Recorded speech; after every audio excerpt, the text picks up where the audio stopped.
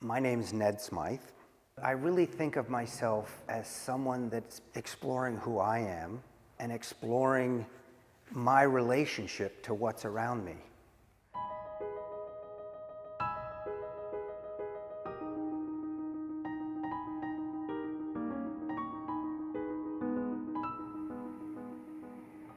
A big influence on me was that my dad was an art historian, major academic. And when I was born, we left New York within months and moved to Florence. I was climbing over Roman ruins and being taken up into the top of St. Peter's and walking around the dome where I could look down.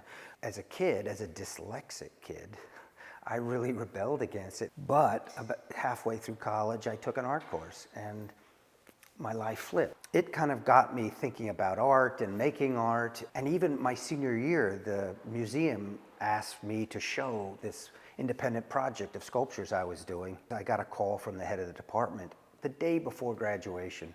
And he said, you know, there's a guy who's here, he's gonna get an honorary degree. And he saw your show and he really liked it and he'd kind of like to meet you. And it turned out to be Noguchi. And he was really helpful because he asked me, he said, well, what are you gonna do? So I kind of naively said, oh, I'll go to Yale or New York, not having applied or even thought about it. And he looked at me and he said, do you want to teach? I said, teach? What do you mean? He said, well, if you want to teach, get an honor, go get a master's at Yale. But if you want to be an artist, go to New York. If you're not any good, you'll get on with your life. If you are good, they'll ask you to teach. When I came to New York in '71, I worked as a carpenter. I began to cast concrete 2x4s as units. Two people that came to my studio early were Leo Castelli and Klaus Curtis.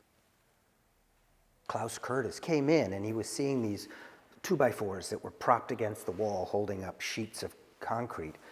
And he really liked them, but he said, you know, you should look at Richard Serra's work. And I didn't know who Serra was, but immediately I realized is someone's doing this work. So let's go somewhere else. The starting of this body of work was moving to Shelter Island. In moving there, I had these boxes, these milk crates full of rocks. I kind of put them out on the floor and there were these amazing shapes. I worked on them for over 10 years. I cast them in bronze. I scanned them, carved them, cast them at 12 feet. They were beautiful, but they didn't tell the history of forming of matter in our planet, which is in each one of the grains of these stones. So I started photographing them. And I photographed them with a 60 megapixel camera that could catch big details so I could blow them up very large scale.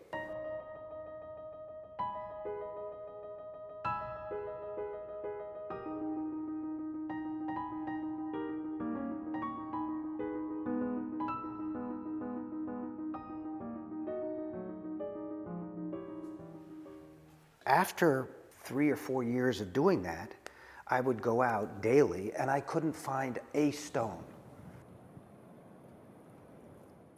But all of a sudden, I'd look down and there'd be this little piece of driftwood that was on the beach. And I started picking them up. And pretty soon I had a space 12 by 12 stacked with twigs up 8 feet high.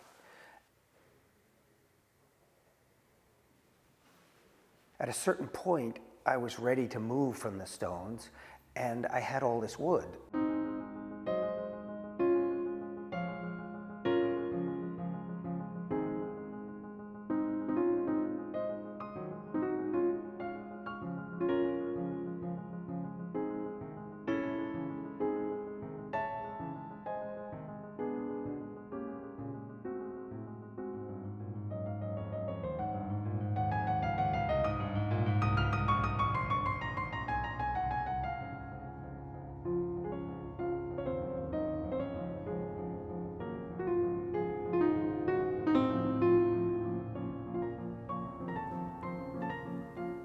I began to start to work on them, and after seeing them laid out, I realized I had kind of a colonnade of these pieces. Now, I didn't break or cut or do anything.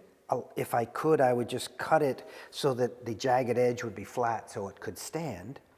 But other things, nothing touched.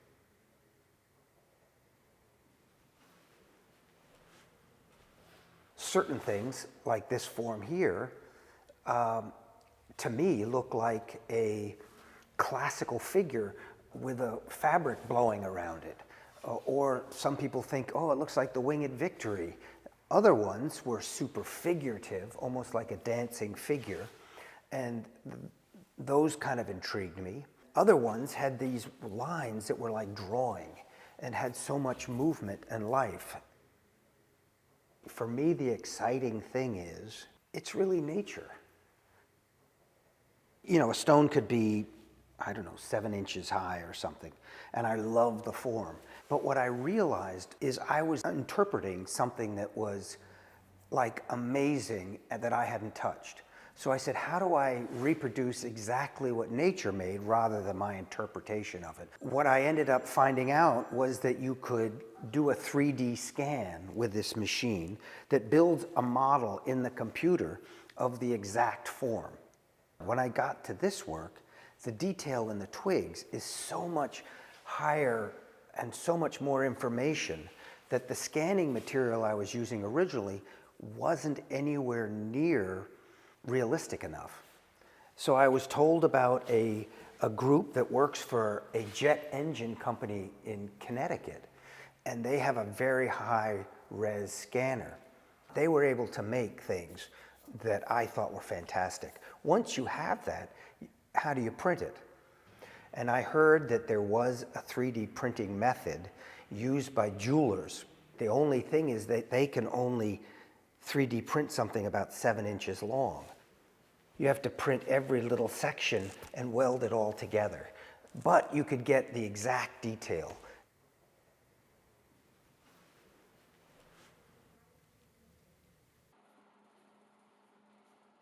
Being a sculptor, I was interested in making a photograph an object rather than a photograph of an object. With the stones, I started with a 60 megapixel digital back on a Hasselblad. When I wanted to start again with the twigs and make the sculptures and do the photographs, they now had a 100 megapixel back for a Hasselblad. When you look at the photograph across the room, you see the object. And the idea was I wanted to be able to see it monumentally, but then walk up and see every detail.